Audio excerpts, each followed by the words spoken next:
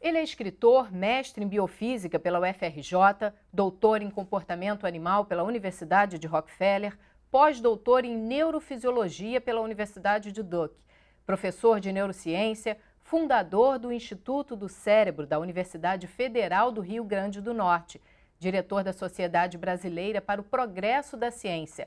Vamos falar sobre sonhos, substâncias psicoativas, pandemia, investimentos na ciência e tecnologia.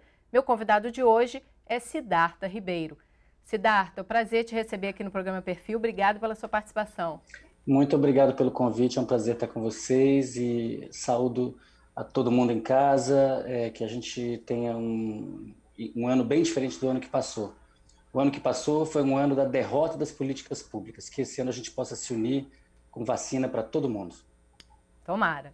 Bom, Siddhartha, você muito jovem já estudava biologia e você teve uma crise vocacional, né? 21 anos, você trabalhava no laboratório da faculdade e resolveu pensar o que fazer da vida, queria mudar um pouco. Foi fazer uma viagem pela América Latina, né? De que forma essa viagem mudou a sua forma de pensar, mudou a sua ideia do que seguir profissionalmente? O que muda depois dessa viagem? Eu acho que duas coisas muito importantes. A primeira é que eu estava há muitos anos estudando micro-organismos e eu queria estudar outra coisa, não sabia o que era. E nessa viagem eu tomei contato com a obra de neurocientistas chilenos muito importantes, o Francisco Varela e o Humberto Maturana. E isso me mostrou que realmente havia um objeto de pesquisa muito interessante, que é o cérebro, e eu me lancei nessa direção desde então. A outra questão tem a ver com... Quando eu saí do Brasil, eu achava que o Brasil era um país muito pouco desenvolvido, um país de terceiro mundo, um país muito pobre. Quando eu cheguei à Bolívia, percebi que, na verdade, o Brasil era muito rico comparado com a Bolívia.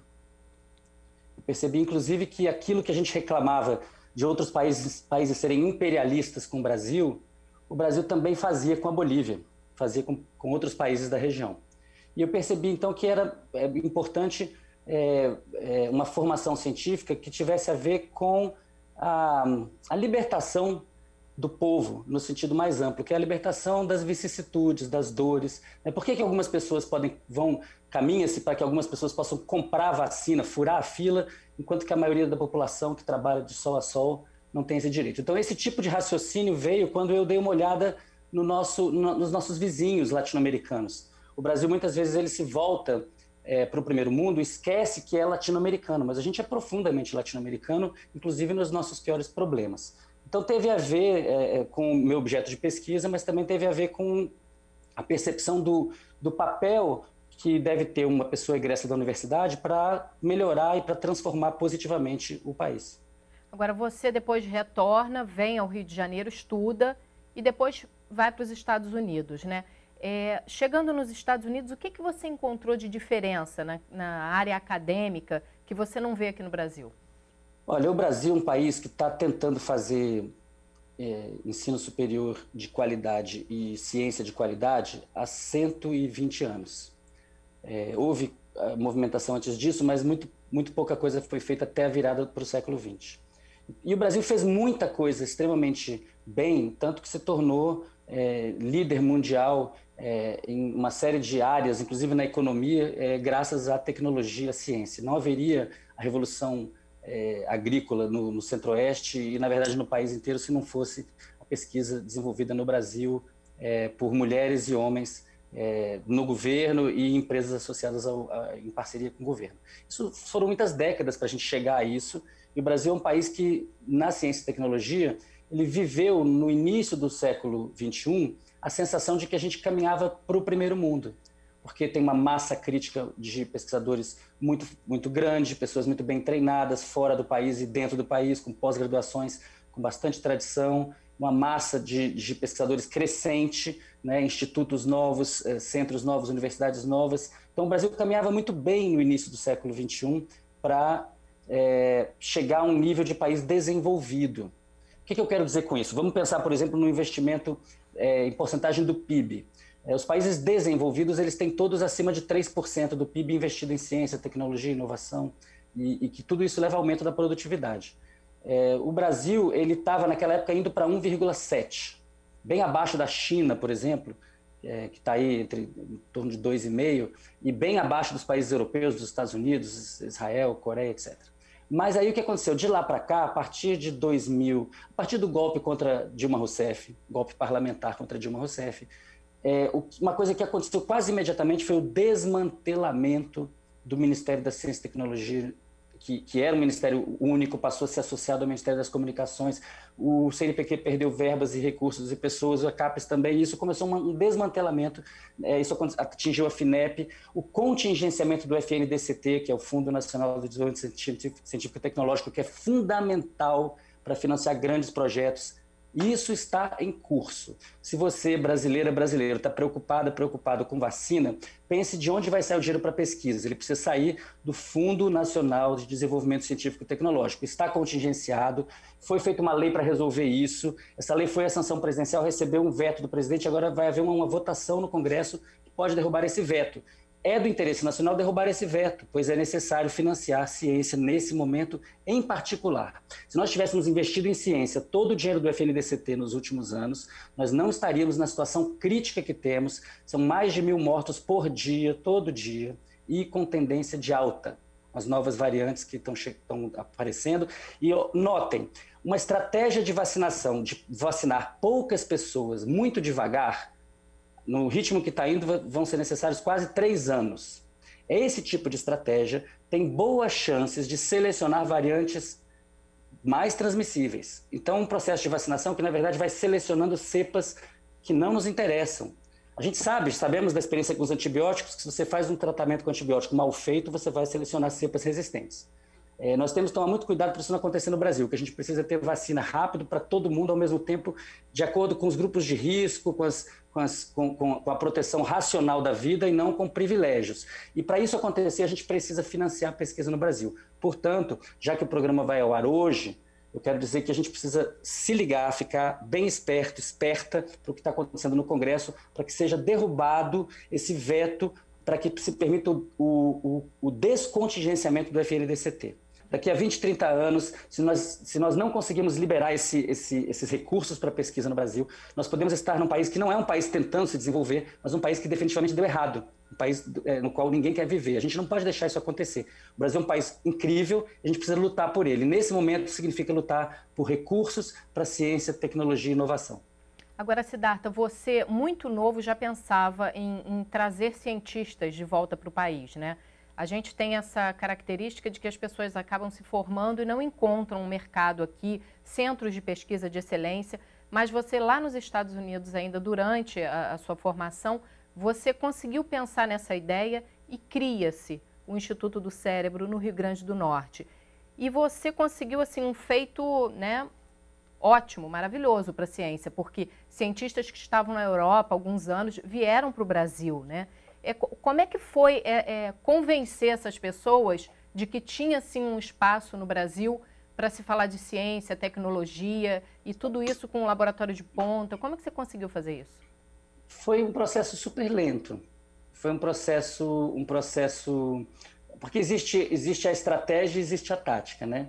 Na estratégia é um objetivo de longo prazo, e essa estratégia era construir um centro de pesquisa bacana que funcionasse para atrair pessoas do mundo todo e atrair brasileiras e brasileiros para esse local, para as pessoas se interagirem, fazerem ciência juntas, e que servisse também de portal, porque a formação científica exige frequentemente que a pessoa visite outros países, sobretudo os países mais desenvolvidos, onde a ciência é muito mais pujante. Mas só que isso não é uma coisa que você faz em um dia, isso, né, é um processo de muitos e muitos anos. Então, para isso foi necessário uma série de táticas. Essas táticas foram uma navegação profissional que me levasse a isso. E isso envolveu contatos com uma série de pesquisadores que tinham sonhos parecidos. No fundo é isso, a gente está falando de cultivar juntas um sonho. Então, conversando com as pessoas. Muitas pessoas simpatizaram com isso, até o momento em que várias das pessoas que estavam participando dessa conversa falaram: eu gostaria de ir também. Então é um processo lento de... a palavra não é nem recrutamento, porque quando um monte de pessoas jovens, a maioria sem filhos, resolvem se mudar para uma cidade onde não moravam, para fazer uma coisa coletivamente, e aí terem seus filhos, etc., os que têm, isso envolve uma sensação né, de uma revolução geracional.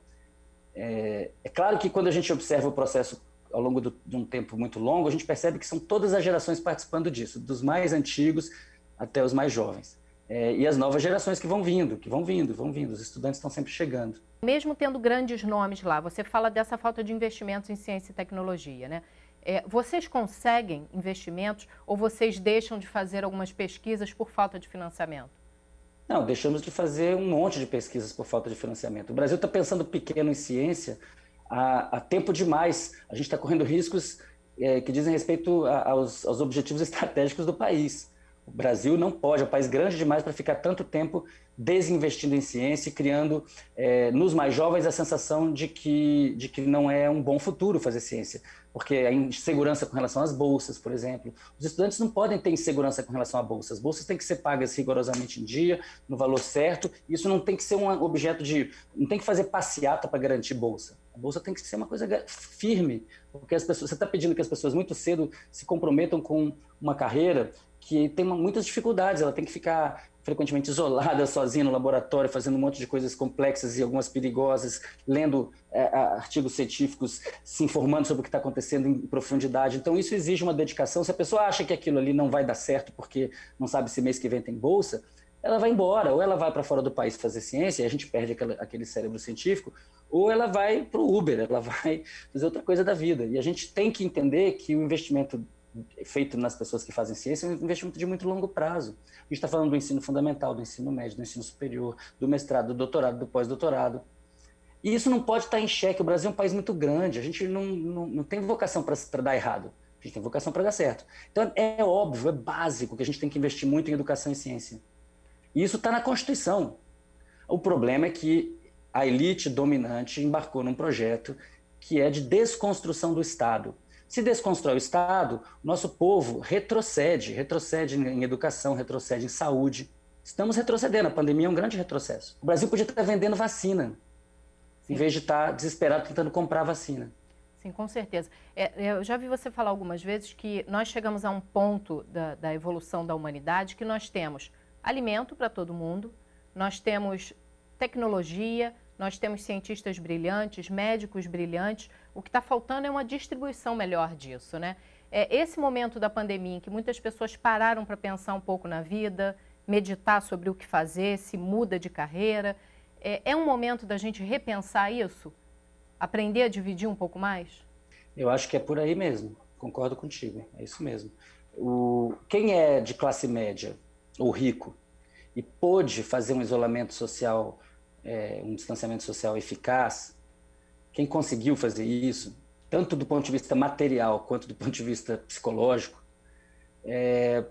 teve a oportunidade de um retorno a si mesmo, a si mesma. É disso que você está falando, né? De fazer um movimento de introspecção. Isso, em si, eu acho extremamente positivo, porque aí a pessoa começa a entrar em contato com aquilo que realmente importa. Né? Esse mundo acelerado em que a felicidade está depositada na aquisição de coisas, ele não leva ninguém à felicidade, isso é meio óbvio. Não está ninguém muito feliz. As pessoas mais ricas não estão muito felizes porque estão sempre querendo alguma coisa a mais que não tem. Estão sempre invejando alguém que tem mais. Então é uma miséria humana, é uma tragédia, é uma tristeza. A pandemia deu a oportunidade para aquelas pessoas que conseguiram fazer esse distanciamento de entrarem em contato com esse tipo de contemplação da realidade, se desacelerarem, desacoplarem um pouquinho do sistema vertiginoso de fazer coisas para pessoas que estão esperando coisas de outras pessoas e uma cadeia infinita disso, e a gente olhar um pouquinho e fazer a crítica do modelo, fazer a crítica desse jeito de viver, esse jeito de tudo, de dormir, de acordar, de se alimentar. Quer dizer, quantas pessoas da classe média voltaram a cozinhar a própria comida? Coisas bem simples. Quando você cozinha a própria comida, você passa a ter mais consciência do que está comendo. Então, existe um movimento interessante, isso aparece nos sonhos, isso aparece na questão do exercício físico. A pandemia é uma oportunidade para as pessoas ou fazerem tudo errado ou fazerem tudo certo, né? E isso é visível. Muita gente fez uma transformação nesse momento. Agora, daí para a gente transformar isso numa grande mudança social, aí eu volto num tema que eu já falei em outras entrevistas, a gente vai ter que terminar de de fazer o download desse software cultural chamado cristianismo, porque a gente tem 2020 anos que a gente está tentando, não, menos 33, né? E a gente está tentando virar cristão e não consegue, pô. Entendeu? São coisas básicas de respeito, de partilha, de compaixão, de perdão, de não violência. Eu ouvi uma frase sua numa entrevista, você falou da questão do cristianismo, que eu achei muito interessante, que você fala assim, quem alucina não é a pessoa que toma um psicotrópico, um alucinógeno, é quem lê errado a Bíblia. Então a gente não entendeu os ensinamentos até hoje de que esses grandes, Buda, Cristo, Maomé, todos esses ensinamentos a gente realmente não conseguiu colocar em prática até hoje, né? Olha, quando eu vejo pessoas que se dizem cristãs com arma na mão, eu falo que quem tá exercendo essa palavra? Com que direito?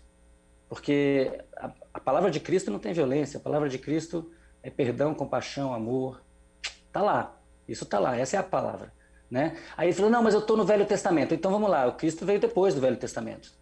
No Velho Testamento, se você for lá no início, era olho por olho, dente por dente. Depois veio Moisés e falou, não matarás. E aí veio Jesus Cristo e falou, vamos amar aos outros como a nós mesmos. E aí? Com quem que a gente fica? Eu fico com essa palavra. Eu acho que essa palavra está correta. E a gente tem que praticá-la, não adianta falar. Falar é muito fácil, tem que fazer. Não violência. Para começo de conversa. Para começo de conversa. E isso está muito distante da nossa realidade. Quase 90% das pessoas no Brasil se dizem cristãs. Quantas são violentas? Isso é o que, Siddhartha? É uma falta de consciência crítica? As pessoas não estudam, meditam, não praticam a autoanálise? Como é que a gente chegou nesse ponto da sociedade? O Brasil é um país profundamente desigual, é um país construído à base de escravidão forçada de indígenas e depois africanos, né, e africanas. Isso nunca foi resolvido. Isso nunca foi resolvido. Se a gente olhar para a população pobre, são negros, negras, pardos, descendentes de indígenas, que não têm acesso à educação fundamental de alta qualidade, que não têm acesso à creche, que tomam tiro na Kombi escolar e fica por isso mesmo. Então, assim, a gente está falando de uma situação de séculos de desigualdade. Agora, qual que é a boa nova? A boa nova é que a gente sabe o caminho para sair dessa confusão. Esse caminho é o quê? Estado forte, presente em educação, saúde, cultura, ciência, esportes. É isso. Se fizer isso por 30 anos, o Brasil vira um país desenvolvido. A gente tem tudo para fazer isso. O povo é trabalhador, é criativo, recursos materiais naturais em abundância. Temos ciência, tecnologia, inovação e muita cultura popular.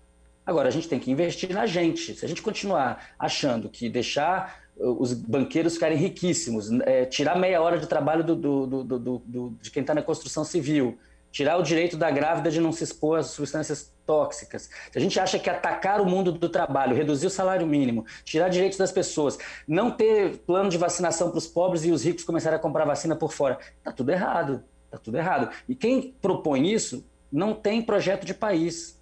Estão desmantelando para vender na xepa. A gente que quer um país, todo mundo que quer um país aqui no Brasil, a gente tem que se organizar, tem que ter educação boa. Professor no magistério tem que ter um dos melhores salários do país.